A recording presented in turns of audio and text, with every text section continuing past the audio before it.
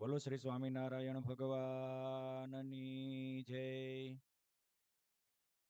કરુણામય ચારુલોચનમ શરણાયાત જનાર્તિમોચનમ પતિતોદ્ધરણાય તત્પરમ સહજાનંદ ગુરુમ ભજે સદા. વાલા ભક્તો, આપણે પરમહંસ ગાથાના પવિત્ર આખ્યાનો સુણી રહ્યા છીએ.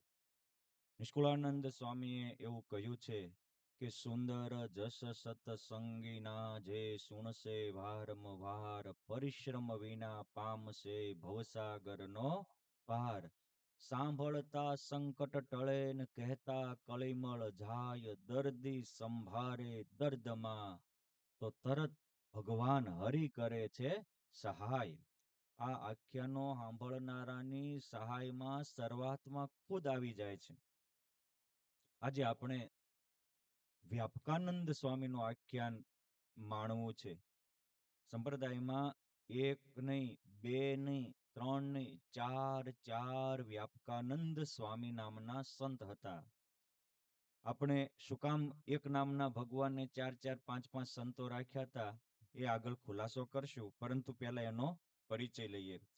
સદગુરુ શ્રી મૃદુ હૃદયના મંજુકેશાનંદ સ્વામી નંદમાળામાં આ ચારેય પરમહંસોનો પરિચય આપતા કહે છે કે વ્યાપકાનંદ સંત છે ચાર, કહી સંભળાવો ગુણ અનુસાર. ચારે સંતો છે એના ગુણ પ્રમાણે હું તેમને વ્યાખ્યાત કરું છું, ઓળખાણ આપું છું. ભેગા રહેતા હશે એના ગુણ જાણ્યા હશે, ગુણ પ્રમાણે ઓળખાણ આપે. આ નંદ સંતો એક બે ના નહીં, નકર ઘણીક વાર આપણને હેત હોય એના ગુણ આવ હોય ને, હેત ન હોય તો એનું ગુણ દેખાય જ નહીં. ત્યારે નંદ સંતોને પરસ્પર કેટલી આત્મીયતા અને પ્રીતિ હશે એના દસ્તાવેજી પુરાવા છે. મંજુકેશાનંદ સ્વામી પરિચય એક એક ના ગુણ અનુસાર આપ્યા. પ્રેમાનંદ સ્વામીએ પણ ધ્યાન મંજરીમાં જ્યારે પરમહંસોના નામ લખ્યા 10, 11, 12 પ્રકારમાં, એમાં પણ ગુણ અનુસારે નામ લખ્યા. બીજા અવિનાશાનંદ સ્વામી વગેરે સંતોએ ગુણ અનુસાર લખ્યા. અને નિષ્કુળાનંદ સ્વામીએ તો ભક્ત ચિંતામણીમાં જ્યાં કોઈ સંત કે ભક્તનું લખ્યું પહેલા એના ગુણો લખ્યા. એ એક એકના ગુણગ્રાહી દ્રષ્ટિ કેવી હશે. અહીં લખે છે, કહી સંભળાવો ગુણાનુસાર. આપણે પરમહંસના પગલે ચાલુ હોય તો પહેલા તો સાથે રહેનારાના ગુણ જોવાની દ્રષ્ટિ પાડવી જોઈએ. હરિચરિત્રામૃત સાગરમાં લખ્યું છે કે प्रत्यक्ष से मोक्ष ही होत, प्रोक्ष से होत नहीं कबू. जग ही मानत प्रोक्ष. જગત બધા પરોક્ષ ને માને છે, પણ મોક્ષ તો પ્રગટ થી થાય છે. અને સીધી બાબત છે. પ્રગટ ભોજન હોય પેટ ભરાય, પ્રગટ સૂર્ય હોય તો અંધારું જાય. એમ પ્રગટ ભગવાન કે પ્રગટ સંતો ભક્તોમાં પ્રીતિ થાય તો મોક્ષનો માર્ગ સહજ અને સરળ બની જાય છે. ગુણ કોના હતા તો કે એક મોટા છે સમાધિવાન, રાખે અંતરમાં હરિ ધ્યાન. એક મોટા સંત છે, એનું અંતરમાં અખંડ પુરુષોત્તમનું ધ્યાન છે. અંતરમાં હો. આપણા અંતરમાં કોનું ધ્યાન છે? આપણા જેવા સપના આવે છે, જેવા વિચારો આવે, જેનું ધ્યાન હોય ને એના સપના આવે ને એના વિચારો આવે. આ નિયમ છે અને એની માટે જ જીવાય. અંતરમાં જે હોય ને, અંતરમાં પૈસો પડ્યો હોય તો પૈસા માટે જીવાય, અંતરમાં પરિવાર પડ્યો હોય તો પરિવાર માટે જીવાય, અંતરમાં બિઝનેસ પડ્યો હોય તો બિઝનેસ માટે જીવાય, અંતરમાં વિદેશ જવાનું પડ્યું હોય તો વિદેશ જવા માટે જીવાય. આના અંતરમાં પુરુષોત્તમ નારાયણ હતા, એટલે પુરુષોત્તમ માટે જીવતા હતા. આ આપણે બધાએ સમજવા જેવું છે. અને અંતરમાં જેના ભગવાન રહ્યા એ બોલે ને બ્રહ્માંડો ડોલે. એટલે વિશેષ પરિચય આપતા કે છે કે જેને વિપ્રનો સૂત જીવાડ્યો, એક વણિક કષ્ટ મટાડ્યો. એ ફરતા ફરતા હૈદરાબાદમાં ગયા હતા અને ઇન્દ્રજીત નામનો બ્રાહ્મણનો દીકરો મૃત્યુ પામ્યો હતો. તો સંકલ્પ માત્રથી મળદાને બેઠું કર્યું. લખનૌના દિવાન કહેવાય, મોટી પદવી ઉપર રહેલા વેણીરામને ત્યાંના નવાબે 1 કરોડનો દંડ આપ્યો હતો. પણ સ્વામીના સંકલ્પે પુરુષોત્તમ નારાયણે 1 કરોડનો દંડ ભરી આપ્યો. અને મહારાજ એને ખત આપતા બોલ્યા કે દામ વિના દુખી થાય એવો લોભ નહીં અમભાસ. એટલે કે છે કે વણિકનો કષ્ટ મટાડ્યો એ લખનૌના વેણીરામ, અને વિપ્રસુદ જેવાડ્યો એ હૈદરાબાદના ઇન્દ્રજીત. ક્યાં લખનઉ, ક્યાં હૈદરાબાદ, ક્યાં આ પરમહંસો આટલા પુરુષોત્તમ ના તદાકાર થયા હતા, તો સત્સંગ માટે પોતાની કાયાને ઘસી નાખીશ. એ પણ સમજવા જેવું છે. હવે કે છે કે બીજા મંડળી લઈને ફરે, બહુ જીવને ઉપદેશ કરે. એક મંડળધારી સંત હતા, એની પણ આપણે વ્યાખ્યા કરશું. બીજા ધ્યાન ભજન ના ભંડાર, ચોથા ગાય હરિ ગુણ સાર. ધ્યાન ને ભજન નો ભંડાર. કોક લોભનો ભંડાર હોય, કોક કામનો ભંડાર હોય, કોઈ સ્વાદનો ભંડાર હોય, કોઈ દેશ વિદેશ વિચરવાનો ભંડાર હોય. આ ભજનના ભંડાર હતા. ભજન એનો આહાર હતો. આપણે આજે ભજનના ભંડાર હતા એ વ્યાપકાનંદ સ્વામીનું આખ્યાન આપણે પહેલા લેવું છે. તમે કહેશો કે કોણ હતા? તો આ જે ભજનના ભંડાર એવા વ્યાપકાનંદ સ્વામી એ ગુરુદેવ રામાનંદ સ્વામીના શિષ્ય હતા.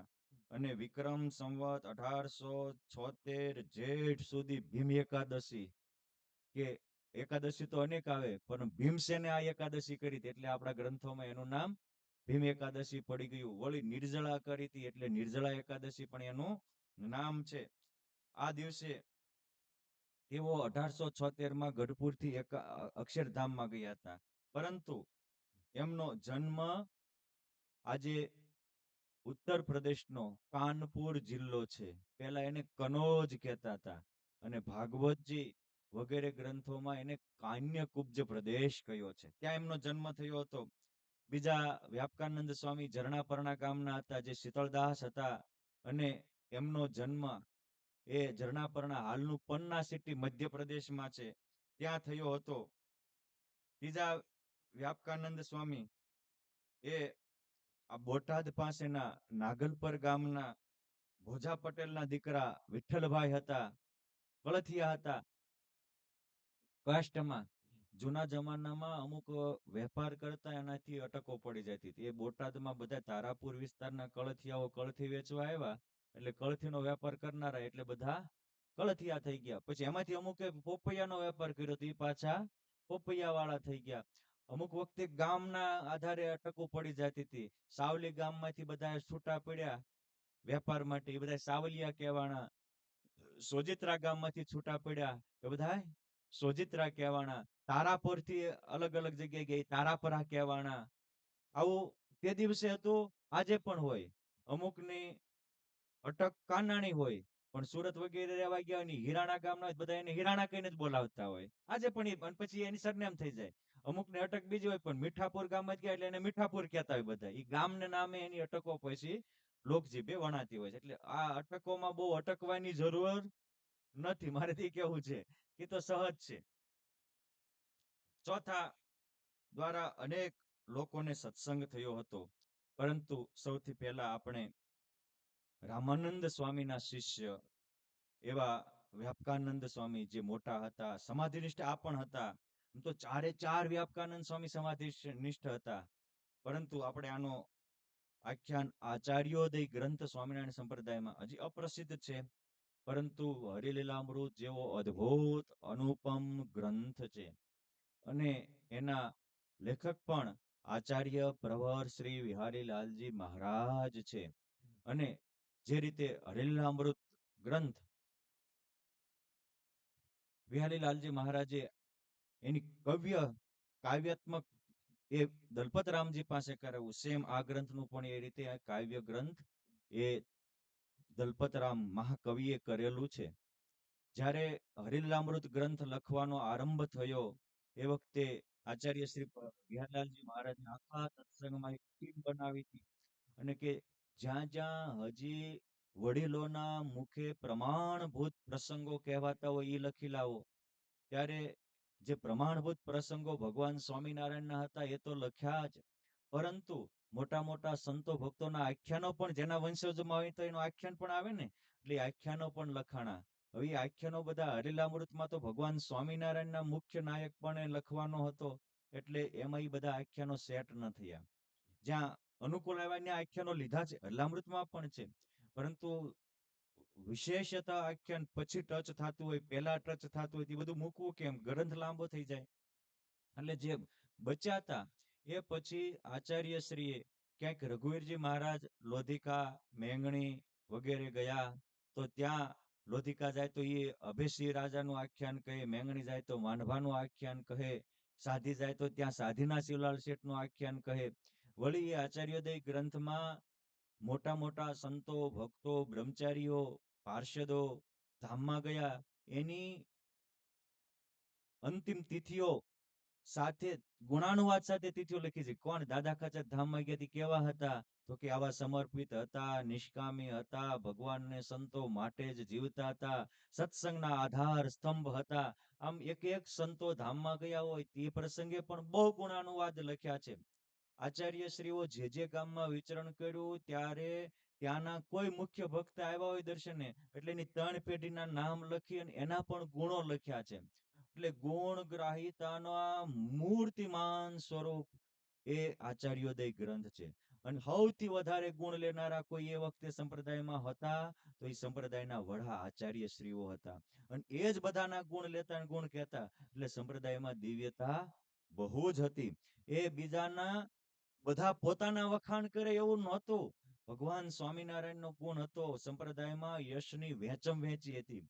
અને એટલે કળયુગમાં સતયુગ હતો, કલી જોઈ કે આશ્ચર્ય પામે. ક્યારે, કે એક એક કી કીર્તિ સો ગાવે, કલી જોઈ આશ્ચર્ય પાવે. એ 3 પેઢી સુધી સ્વામિનારાયણ સંપ્રદાયમાં રહ્યું, એનો આચાર્યોદય મોટો પુરાવો છે. આચાર્યોદય ગ્રંથમાં આઈ થિંક 58 અધ્યાય એ રઘુવીરજી મહારાજના આખ્યાનના છે, 36 અધ્યાય એને પ્રભાવ કહ્યા છે એ ભગવત પ્રસાદજી મહારાજના છે, અને 190 ઉપરાંત અધ્યાયો આચાર્ય શ્રી વિહારીલાલજી મહારાજના છે. કેમ કે એની સમકાલીન આ ગ્રંથ લખાતો હતો. એમાં એ વિહારીલાલજી મહારાજનું જે આખ્યાન છે એમાં 164 થી 168, એટલે 5 અધ્યાયમાં આ વ્યાપકાનંદ સ્વામીનું આખ્યાન વિસ્તારથી લખાણું છે. એક જ લેખકે 2 આખ્યાન લખ્યા, એટલે એનો અર્થ થાય કે 2 વ્યક્તિઓ જુદા હતા. આચાર્યોદયમાં રામાનંદ સ્વામીના શિષ્યનું આખ્યાન એ પણ વિહારીલાલજી મહારાજે લખ્યું, અને હરિલીલામૃતમાં જ્યારે મહારાજ ફરેણીમાં રામાનંદ સ્વામીના ધામગમન પછી પહેલી ધર્મ સભા કરી, અને એમાં ધરણાપરણાનું વ્યાપકાનંદ સ્વામીનું પણ એ જ લેખકે લખ્યું, એટલે એનું ખબર છે કે બંને જુદા છે. આપણે એમાં આજે રામાનંદ સ્વામીના દીક્ષિત છે એનું આખ્યાન સાંભળીએ. સમકાલીન શ્રી હરિ કેરા હતા વ્યાપકાનંદ ભલેરા, પૂર્વ દેશના પોતે રહીશ, કથા તેમની આજ કહીશ. એ વખતે કાર્તિકી કે ચૈત્રી સમયા મોટા મોટા વડતાલમાં મહારાજની આજ્ઞા અનુસાર ભરાતા. ગઢપુરનો જળજીણી ઉત્સવ આખા સંપ્રદાય માટે પ્રસિદ્ધ હતો. જુનાગઢનો જન્માષ્ટમી ને ભીમ એકાદશીનો ઉત્સવ અને ધોલેરા ધામનો શરદ પૂર્ણિમાનો ઉત્સવ અણતેડા બધા આવતા હતા. અને ઉત્સવ પ્રસંગે આવા મોટા મોટા સંતો ભક્તોના આખ્યાનો ગવાતા હતા. આચાર્ય પ્રવાર વિહારલાલજી મહારાજ કે છે આ વડતાલમાં ચૈત્રી સમયો ભરાણો હતો એ પ્રસંગે કે છે હું આજે રામાનંદ સ્વામીના શિષ્ય જે વ્યાપકાનંદ સ્વામી હતા એનું આખ્યાન કહું છું. એ પૂર્વ દેશના, એટલે આજનું જે આપણે હિન્દુસ્તાન કહીએ છીએ, યુપી કહીએ છીએ, એને આપણા ગ્રંથોમાં બહુ અમુક અમુક જગ્યાએ પૂર્વ દેશ તરીકે પણ વર્ણવ્યો છે. એટલે પૂર્વમાં પ્રગટ્યા અને પશ્ચિમ પધાર્યા, ગઢપુર રહ્યા જગરાય. આ પંક્તિઓ લખાણી છે સમજવા માટે. આમ તો એ ઉત્તર દિશામાં છે, પણ આપણાથી પૂર્વમાં હોવાથી એને પૂર્વ, આપણને ગુજરાતને પશ્ચિમ તરીકે વર્ણવ્યું છે. ગંગા અને યમુના બંને વચ્ચેનો પ્રદેશ એને એ જમાનામાં કાન્યકુબ્જ દેશ કહેવાતો હતો. તમે કહેશો કે કાન્યકુબ્જ એવું શું કામ નામ પડ્યું? તો આ દેશમાં પહેલા જેની કથા પુરાણોમાં લખાણ છે, કુશનાભ નામના રાજા થયા. અને કુશનાભ નામના રાજાને ગુણવંતી, શીલવંતી, સદાચારી, સંયમી એવી એક સાથે 100 કન્યાનો જન્મ થયો હતો. એટલે 100 દીકરીઓ હતી. એના રૂપ, ગુણ, શીલને જોઈને અમુક વાર દેવતાઓ પણ મોહિત થતા, અસુરો પણ મોહિત થતા. એ વખતે સ્વયં ભગવાન બ્રહ્માજીએ પધારી અને એમનું કુબ્જ કરેલું. આપણે ભીષ્મ પિતા પ્રતિજ્ઞા કહેવાય છે ને, એ રીતે. એટલે એમાં એમને જોઈને કોઈને વિકાર થાય નહીં. એટલે કન્યાઓનું કુબ્જ કર્યું, ત્યારથી એ આખા દેશનું નામ પડી ગયું કાન્ય કુબ્જ. એ એની ક્રિયા થકી એ દેશનું નામ પડ્યું છે. ઘણી વાર જ્યાં જે ક્રિયા થઈ હોય એ પ્રદેશ એ નામે ઓળખાતો હોય છે. એટલે એ કાન્યકુબ્જ પ્રદેશ ભાગવતજીમાં અજામેલનું આખ્યાન આવે છે. એ અજામેલ પણ આ ગંગા કિનારે રહેલા કાન્યકુબ્જ પ્રદેશનો હતો. આજે એને કનોજ કહે છે, વચમાં એને કાનપુર કહેતા હતા. પણ આ ગંગાજીના કિનારે આવેલો આ દેશ છે. અને ભાગવતજીમાં વિશ્વામિત્રનું આખ્યાન બહુ વિસ્તારથી આવે છે. જ્યાં ગાધી રાજા હતા અને એના દીકરા આ વિશ્વામિત્ર થયા, એ પણ આ કાન્યકુબ્જ પ્રદેશના જ રાજા હતા. એ રામાયણમાં આવે છે. એટલે કે આપણા અમુક વખતે શું છે, કાળે કરીને જે મોટા સિટી એ વખતે હોય, અત્યારે નામ ચેન્જ થયા હોય. પણ નામ ચેન્જ થવું એ તો વિશ્વનો ધર્મ છે. એને અર્થ એવો નથી કે કંઈ ખોટું છે. ત્યારે એ નામે બોલાવતા હતા, આજે આ નામે બોલાવે છે, પણ છે તો ખરું. આમાં આ આજનું જેને આપણે કનોજ કહીએ, ભગવાન સ્વામિનારાયણનું પણ મોટું મંદિર છે. આપણે ગુજરાતમાંથી અયોધ્યા કે છપૈયા બાજુ જવું હોય તો રસ્તામાં આ ગામ આવે. આપણે એમપી તરફથી જતા હોઈએ તો, આમ જયપુર બાજુ જતા હોઈએ તો ન આવે, આપણી જાણ માટે. આ ગામમાં અયોધ્યા પ્રસાદજી મહારાજ વગેરે આચાર્યશ્રીઓ પણ ગયેલા. આ ગામમાં એકવાર ભગવાન સ્વામિનારાયણ પણ બાળ સ્વરૂપે હતા ત્યારે ત્યાં આવેલા. આ ગામમાં આચાર્ય પ્રવર શ્રી રઘુવીર મહારાજ પણ સંઘ સાથે ગયેલા. મોટા મોટા નંદ સંતો પણ અહીંયા ગયેલા. આ ગામમાં ભગવાન બુદ્ધ પણ આવેલા. એટલે ભગવાન બુદ્ધના 3 વિહારો, સ્તૂપો છે મોટા. એમાં એક સ્તૂપમાં ત્યાં ભગવાન બુદ્ધનો દાંત રાખેલો છે. બહુ જતન કરીને એ લોકોએ રાખેલો છે, આજે પણ છે. આ ગામમાં ભગવાન વામન પણ વિચરણ કરતા કરતા ગયેલા. એટલે વામન ભગવાનનું પણ બહુ વિશાળકાય મંદિર છે. અને આ વામન ભગવાનના મંદિરના પૂજારી જ આ વ્યાપકાનંદ સ્વામી હતા. આપણને એમ થાય કે એમનું પૂર્વાશ્રમનું નામ શું હતું? તો આ બ્રાહ્મણ કુળમાં જનેલા આ વ્યાપકાનંદ સ્વામીનું પૂર્વાશ્રમનું નામ વિઠ્ઠલરામ હતું. એક એમના માસ્યાય ભાઈ હતા. એ માસ્યાય ભાઈનું નામ હતું સુખરામ. અને બે પાછા ભાઈઓ પણ કાકા બાપાના ભાઈઓ પણ થતા હતા. અને એક જ પરિવારમાં નજીક નજીકમાં રહેતા. એટલે આ વિઠ્ઠલરામ અને સુખરામ બંને જીગરજાન દોસ્તો પણ હતા. અને બંનેએ નાનપણથી ઠેરાવ કર્યો હતો કે કોઈ પણ ભોગે આપણે પુરુષોત્તમ નારાયણને પામવું છે. આ બહુ સમજવા જેવું છે. સ્વામિનારાયણ સંપ્રદાયમાં પરસ્પર એકબીજાના આત્મીયતાના ઉત્તમ ઉદાહરણો છે. લાલજી ને મૂળજીની જોડી, કે એક ગુણાતીતાનંદ સ્વામી થયા અને એક નિષ્કુળાનંદ સ્વામી થયા. ઉંમરમાં થોડો નાના મોટા છે, પરંતુ હેત બે મિત્ર જેવું. અને બીજી લોયાણ ધામના માણસિયા બાપુ ને નાથા બાપુ, એની જોડી એવી હતી. એટલું બેન હેત હતું કે તમે પેલા ધામમાં જાવ તો મને તેડી જાય, મને હું ધામમાં જાવ તો તમને તેડી જાય. અને સ્વામિનારાયણ સંપ્રદાયનો ઇતિહાસ બોલે છે કે નાથા ભગતને તેડવા આવ્યા પછી એ માણસીઓ કે છે તો કાલ મને આવશે, કેમ જે અમારે કોલ છે. એ કેવી આત્મીયતાના કોલને પુરુષોત્તમ નારાયણે પૂર્ણ કર્યા છે. ઝીણાભાઈના, આપણા પંચાળાના ઝીણાભાઈ અને દેવરામ જુનાગઢભાઈના, એમને પણ કોલ હતા. પીપળાવના પ્રભાશંકર, આ ત્રણેય કોલ હતા કે જે પેલા ધામમાં જાય બીજાને તેડવા આવે. અહીંયા તો હારે રહેવું જ, યોગો યોગ સુધી ભગવાનના ધામમાં પણ હારે રહેવું. નકર તકલીફ શું થાય ખબર છે? થોડાક દિવસ આપણે ભેગા રહીએ ને ત્યાં મન છૂટા પડવા માંડે, પછી તનથી તો રહેતા હોય પણ મનથી જુદા થઈ જઈએ. આ કેવા મનથી એક મેક રહેતા હશે. કોલવાડાના ભીમદાન રત્નો જે કવિશ્વર માવદાનજીના પિતાશ્રી હતા, આ લોધિકાના અભેસી બાપુ હતા, અને વાગોદડના ભાણભાઈ હતા. આ ત્રણેય કોલ કરેલા. આ તો મધ્યકાલીન સમય આવી ગયો. પણ એને તે એક પેલા ધામમાં જાય તો બીજાને તેડવા આવે.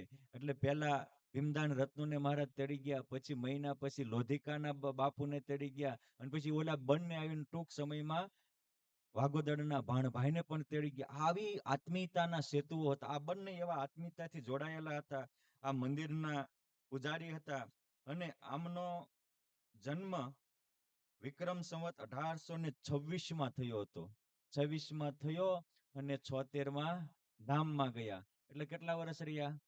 26 થી 36, 20, 50 વર્ષ. 50 વર્ષ જેવું ધરતી ઉપર રહ્યા. આ પૂર્વના મુક્ત હોવાથી અને સૂક્ષ્મ બુદ્ધિ વાળા હોવાથી એના માતા પિતાએ ખૂબ જ ભણાવ્યા પછી એને નક્કી થયું કે ભણતરનું ફળ ભોગ નથી, પરમાત્મા અને સત્સંગનો યોગ છે. અને ગામમાં કોઈ સંતો મંતો આવે તો તરત જ બાળપણાની રમત છોડીને કથા વાર્તા સાંભળવા તત્પર થઈ જતા હતા. ઘણી વાર એ કથા સાંભળ્યા પછી અંતરમાં ઉતરીને આત્માને પરમાત્માના વિચારમાં પણ તલ્લીન થઈ જતા હતા. આ બહુ સમજવા જેવું છે. ઘણીક વાર આપણે સાંભળતા તો હોઈશ પણ કાંઈ એનું શ્રવણ કરીને મનન કરતા હોતા નથી.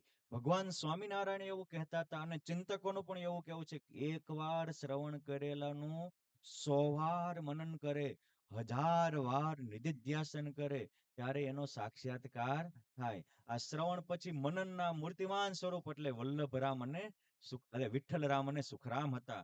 અહીંયા આચાર્ય શ્રી વિહલાલજી મહારાજ પ્રભાવ 164 લખે છે કે કથા વાર્તામાં બહુ મન, પ્રેમે સાંભળી થાતા પ્રસન્ન, શાસ્ત્ર સાંભળવા બહુ શોખ, લાગ્યો ઈશ્વર નો દ્રઢ નોક. નોક એટલે લગ્ની. કથા સાંભળવાનો બહુ શોખ. શોખ શેનો હતો? મોબાઈલ જોવાનો, મોબાઈલમાં કાર્ટૂન જોવાનો, હે મોબાઈલમાં એકાબીજાને ચીટિંગ કરવાનો, ઇન્સ્ટાગ્રામ ને ફેસબુકમાં સમય બગાડવાનો. આજના બધાના શોખ કેવા હોય? ક્રિકેટ જોવાનો અમુકને શોખ હોય. બધું મૂકીને જો આપણું મન એવું છે કે જ્યાં શોખ હોય ને ત્યાં સ્થિર થઈ જાય. કોઈ એવું કહેતા મન અસ્થિર છે, એ વાત જ ખોટી. મનને જેમાં શોખ મનાય ત્યાં સ્થિર થાય, જેમાં રસ આવે ત્યાં સ્થિર થાય, જેમાં સુખ મનાય ત્યાં સ્થિર થાય, અને જેની જરૂરિયાત ઊભી થાય તો પણ સ્થિર થઈ જાય. એટલે છોકરાઓ કહેતા હોય કે વાંચવામાં મન નથી રહેતું, એ 10 મહિના ન વાંચતો પણ પરીક્ષાના 15 દિવસમાં 10 મહિનાનું વાંચી નાખે. હું કામ? હવે જરૂરિયાત આવી, હવે હાલશે નહીં. અને કથા વાર્તાનો શોખ હતો, અને એટલે જ એને કોઈ સંતો ભક્તોના પ્રસંગો આત્મામાં ચોંટી જતા હતા, સાક્ષાત્કાર થઈ જતા હતા. અને શોખ હોય ને એનું માપ હું, હરેશભાઈ, બીજું મૂકી કરી લે. જો ક્રિકેટ નો શોખ હોય ને તો ભલે જોબ જે કરતો હોય પણ ક્રિકેટ આવતો જોઈ જ લે.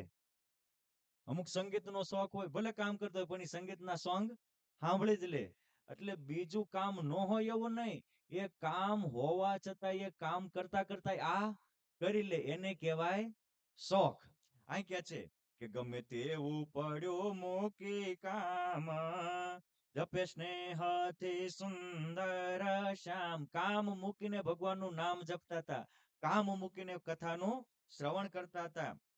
જ્યાં જ્યાં નીકળે શાસ્ત્ર પ્રસંગ, ત્યાં ત્યાં તેમને થાય ઉમંગ, ખાવા પીવાનું મૂકે ખસેડી, મૂકે સારા સખાઓની હેડી. હવે મારો મિત્ર આવી ગયો ને એટલે આજ માર કથામાં ન હોવાનું, મારો મહેમાન આવ્યા હતા ને એટલે આજ કથામાં. આ એવા નહોતા. કે છે કે મિત્ર એવા હોય અને કથામાં ના પાડતા એને મૂકી દે, મૂકે સારા સખાઓની હેડી, અને ખાવા પીવાનું મૂકે ખસેડી. અને આપણે આ નથી થતું, એટલે આપણામાં દિવ્યતા પ્રગટતી નથી. અમારા સિદ્ધાનંદ સ્વામી બગડ ગામમાં સત્સંગ કરાવવા ગયેલા અને ત્યાંના દરબાર કથા સાંભળવા બેઠા ત્યારે એમના દીકરાએ આવીને કીધું કે આતા આતા ઘરે આવો, મારી માં બરકે, બરકે એટલે તમને બોલાવે છે. હું કામ? મારા મામા ઘરે આવ્યા છે. તો કે હરે જા બેટા હું આવું છું. સ્વામી કે હરે કથા સાંભળો. અમારે તો કુટુંબીના ભાઈઓ દીકરાઓ દીકરીઓ બધા સાસ વારે આવતા જ હોય ગ્રસ્તને, તમે સાધુ 100 મહિને 12 મહિને એકાદ વાર આવતા, કથા સાંભળો. ત્યારે થોડી વાર થઈ એટલે ફરીને દીકરાને મોકલ્યો કે મહેમાન આવ્યા છે. એ કે છે ફરીને દીકરો આવીને કે છે કે આતા મારી માં બરકે છે, મહેમાન આવ્યા છે. કે આવીશ આવીશ બેટા આવીશ. ત્રીજી વાર, હવે 2 3 ને ત્રીજી વાર બધાને બાટલો ફાટે છે. આપણો નિયમ છે 1 2 ને 3 પૂરું. ત્રીજી વાર આવ્યા ત્યારે કે છે કે કીધું નહીં, મારી માં કેવરાવે છે આતા કે વ્યવહારમાં રહેવું જોઈએ. ત્યારે એ હળવીર સુરવીર દરબાર બોલ્યા એ કે તારી માને કેજે કે વ્યવહારને નાથ મોડો કાઢીને ઊભી બજારે વહેતો મૂક્યો છે. અરે સ્વામી કથા કરો, આ કથા જન્મ મરણનો થાક ઉતારનારી છે. અસંખ્ય જન ઉધરે હરિકથા સુણતા કાન, અવશ્ય કરવું એ જ છે નર નારીને નિદાન. આ માટે આ એવા હતા કે કુટુંબીઓ બોલાવે તોય કથા છોડીને જાય નહીં, એટલે એમાં રૂઢા ગુણ આવશે. ભગવાન સ્વામિનારાયણ એવા હતા, એની માથે અયોધ્યામાં હતા ને વિઘ્ન આવ્યું ત્યારે ભક્તિ માતા એક દી કહે છે પછી આપણે કથામાં બહુ નહીં કરવાનું નકર વિઘ્ન થાય. જો રાત્રે તને કાલ વિઘ્ન નહોતું કર્યું, ભગવાનને મારવા 200 અસુરો ઘેરી વળ્યા હતા. પછી ભગવાનને સંકલ્પ કર્યો તે અંદર લડી મર્યા અને મહારાજ નિર્વિઘ્ન વહી ગયા. એ પ્રસંગે ભક્તિ માતા કહે છે કે કાલ વિઘ્ન આવ્યું, ત્યાં કે એક નહીં, ભલે વિઘ્ન આવે કોટી પણ એના થકી હરિકથા છે મોટી. કરોડ કામને ઠેલીને આ તો હું કરીશ. મુકે સુગ્ન સગાનો સંબંધ, રાખે ઈશ્વર સાથે પ્રબંધ. સુગ્ન હોય, ડાયા હોય, વ્યવહારમાં બુદ્ધિશાળી હોય, પરંતુ એને મૂકીને પણ હરિકથા શ્રવણ રાખતા. અને તમે જોજો આ વિશ્વના જે કોઈ મહાન હશે, તેજસ્વી હશે, યશસ્વી હશે, આજે આપણે એના નામનું યાદી રાખતા હશે, એ કોઈ પણ ધર્મના હશે, કોઈ પણ ફિલ્ડના હશે, પણ એને વાંચનનો શોખ તો ખૂબ હશે. તમે એક એકમાં જોજો, મોદી સાહેબ નાના હતા ત્યારે કેટલું વાંચતા, લાઇબ્રેરીમાં જ હતા. એ જ રીતે બીજા કોઈ હશે, વિવેકાનંદ સ્વામી હશે, બધા કે નાનપણમાં એને ગ્રંથો બહુ વાંચ્યા હતા. ભગવાન સ્વામિનારાયણ માટે તો એવું લખાણું, ઓમ સત્શાસ્ત્ર વ્યસનાય નમઃ. શું લખાણું? ઓમ સતશાસ્ત્ર વ્યસનાય નમઃ. નિત્ય સતશાસ્ત્રનું વ્યસન પડી ગયું હતું. જેમ વ્યસનીને વ્યસન વગર ચાલે નહીં, એમ ભગવાન સ્વામિનારાયણ દિવસમાં કથા શ્રવણ કરે નહીં તો એને ઊંઘ આવે નહીં. આ પણ એવા હતા. એટલે કથા વાર્તાના પ્રસંગમાં સંબંધીનો સંબંધ ખસેડી દેતા હતા. એવા મૂળથી એ મન મોજી શકતે મને ના કોઈ ગોજી. એટલે રૂંધી કોઈ ન જા શકતા. ભગવાનની કથા વાર્તાનું શ્રવણ કરવું હોય, મંદિરની સેવા કરવી હોય, સાધુ સંતોની સેવા કરવી હોય, ભગવાનની પૂજા કરવી હોય, આ 3 કામમાં એને કોઈ રોકી શકતા નહીં. એટલે કે છે અને બદ્ધ અને મુક્તમાં આટલો જ ફેર છે. બદ્ધ છે એ સગા સંબંધી કે એમ જ કરે, એમાં જ એને હમતા ને મમતા હોય. પછી એને ભગવાન સમજાવે, કોઈ પણ સમજાવે તો એ સંબંધીને માટે ખોટું થતું હોય એટલું કરે, પણ ભગવાન કે સંતનું પણ માને નહીં. ધૃતરાષ્ટ્રને બધા સમજાવે તો દુર્યોધન કે એમ જ કરે, કેમ છે ત્યાં એને બંધાયેલો હતો. અને આ અહમતા ને મમતા એ માયા છે. ત્યારે મુક્ત છે એનાથી નિર્લેપ હોય, એને ભગવાન કે સંતનો સત્સંગ મળતો હોય તો અતિશય આનંદ થાય. આ વલ્લભરામ ને સુખરામ આ બંને સંસારમાં હોવા છતાં કમળવત નિર્લેપ હતા અને નિત્ય ભગવાનની, વામન ભગવાનની સેવા પૂજા કરતા, સત્સંગ કરતા. એક દિવસ ગુજરાતમાંથી આવેલા યાત્રિકોએ કહ્યું ગુજરાતમાં જીવનમુક્ત પ્રગટ થયા છે. અને આમ જ્યાં વાત કરી ત્યાં ભગવાનના સ્વરૂપમાંથી દિવ્ય પ્રકાશ પચરાણો. એને એમ થઈ ગયું કે અમે 20 20 22 22 વર્ષથી મંદિરની સેવા પૂજા કરીએ છીએ અને રોજ પ્રાર્થના કરીએ છીએ, પણ જીવન મુક્તાનું નામ સાંભળતા પ્રકાશ પથરાણો એટલે માટે જીવન મુક્તા જરૂર હોવા જોઈએ. જો મંદિરમાં તો અસંખ્ય હતા, પરંતુ આ બેને જ પ્રકાશ દેખાણો. હોવી એટલે અનુભવાય એવું નથી, આપણામાં હોય તો અનુભવાય. એને એ ભગવાનને સત્સંગને પામવાનો ને એમાં જામવાનો શોખ હતો એટલે અનુભવાનો. વળી એક દિવસ નિર્મળ હૃદયના વલ્લભરામ ભાગવતની કથા સાંભળવા ગયા. એકાગ્ર ચિત્તે શ્રવણ કરતા તેમાં ધ્રુવજી અને પ્રહલાદજીના પવિત્ર આખ્યાન આવ્યા, અને આ આખ્યાનને સાંભળીને દિલમાં ચમત્કાર થયો, એક લગ્ન લાગી. શું? તો કે જેમ ધ્રુવજીએ કર્યું એમ મારે કરવું છે. ધ્રુવજીએ શું કર્યું? તો કે છે પામું હરિ કે પાડું પંડને કર્યું ધ્રુવજીએ કર્યું એમ.